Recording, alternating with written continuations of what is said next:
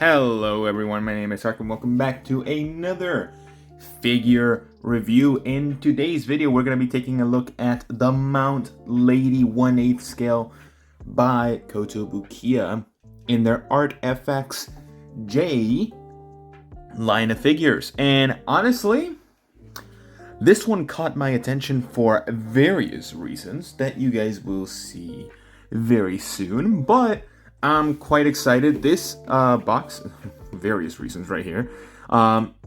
This box is pretty much the same size as the Miracle box that I reviewed on this channel a couple months ago at this point, back in January, I think. So yeah, without further ado, let's get her out and see how she looks.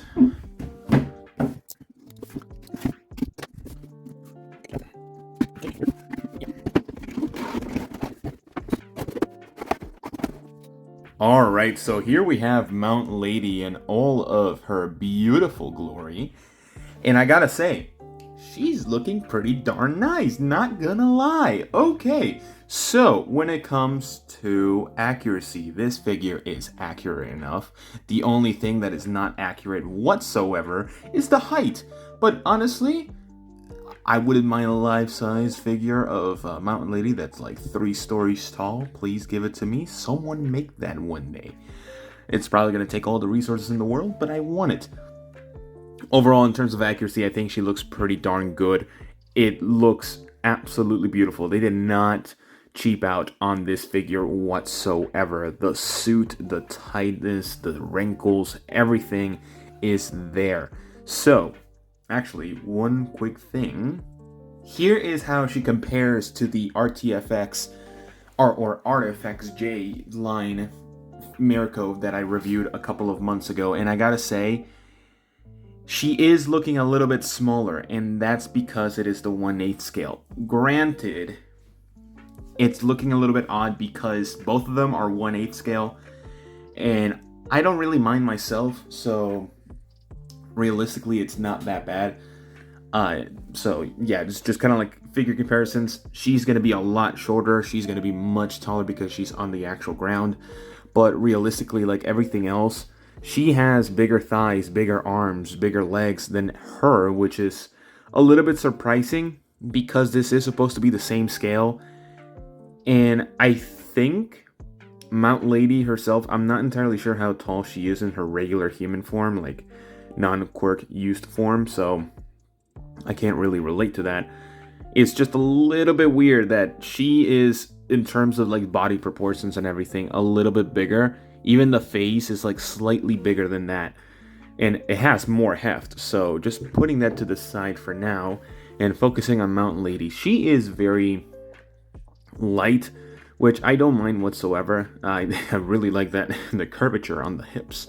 And also the shading everywhere else. It's really well done and very nicely applied. I have no issue with it whatsoever. It is a sort of black wash rather than anything else for the entirety of the shading of the suit, which doesn't look bad. I think the paint job that they did for this figure is absolutely magnificent, and they did a really good job for it. Even the base has some actual shading, which is really nice. It's sculpted very well and everything, so yeah, overall in terms of accuracy, I think she is pretty accurate to how she looks in the actual show. Everything else looks absolutely wonderful. The hair is very flowy, not too much detail on the hair, not that much shading on there, which is typical for these type of figures. It's mostly on the body and everything else. The sculpting inside of the mouth looks absolutely beautiful. The eye printing decals look absolutely perfect. Again, overall, good enough in my opinion, and especially the curves. The boobage and the assets for this figure are absolutely massive, no pun intended. So, when it comes to the quality of this figure, I do think that some people might be worried about how much this figure is going to lean over time. And granted, that is something that I worried about myself when I purchased this figure and when I pre-ordered it. So realistically, I do have my own worries for it.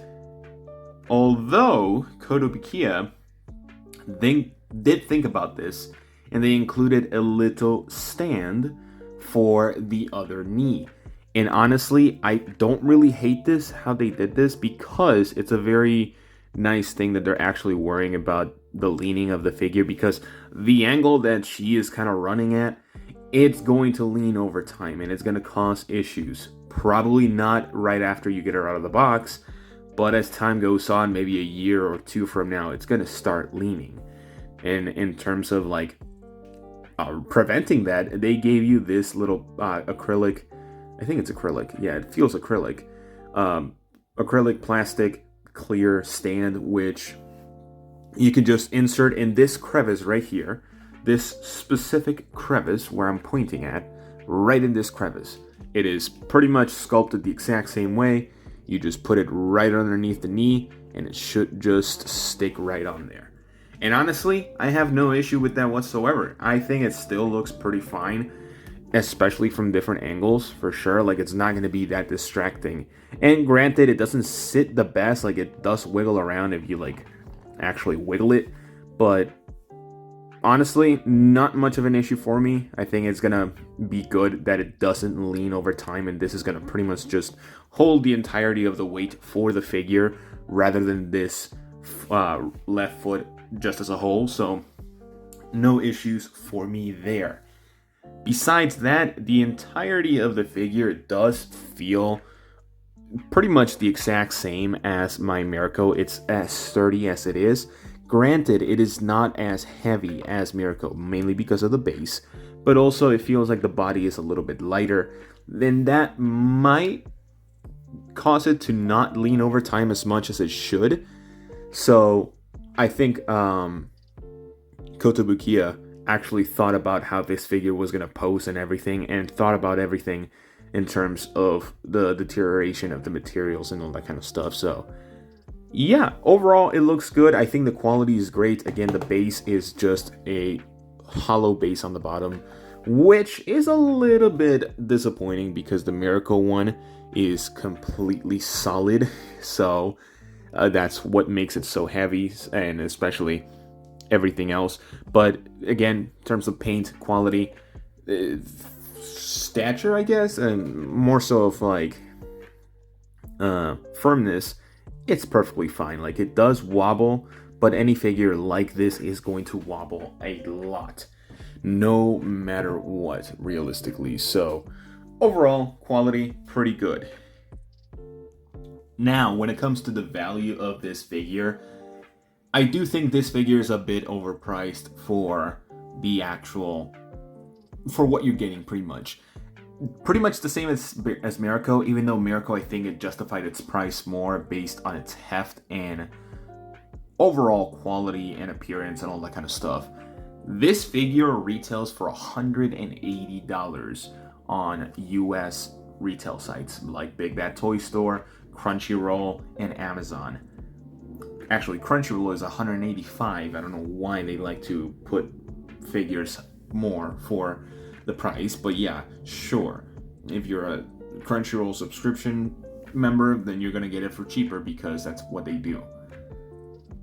I will say that that is a little bit too steep of a price in my own opinion. This figure is not worth $180. I would not say to buy this at a retail price. Now, granted, I did buy it at a retail price, but I bought it with other figures altogether. Right now, from the place that I bought it, Ami Ami, it is at $132. That is actually higher from the first time that I officially bought it.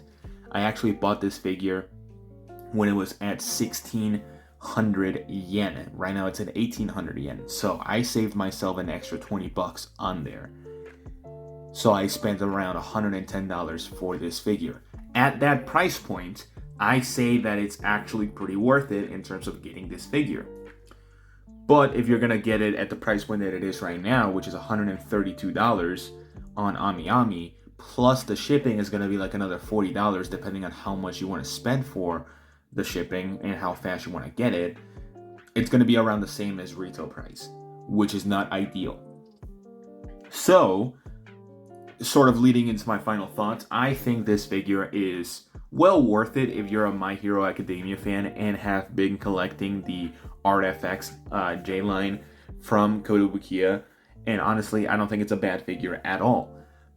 I do think that this figure is overpriced for what you're getting. I don't think it's necessary to spend $180 for this figure at all.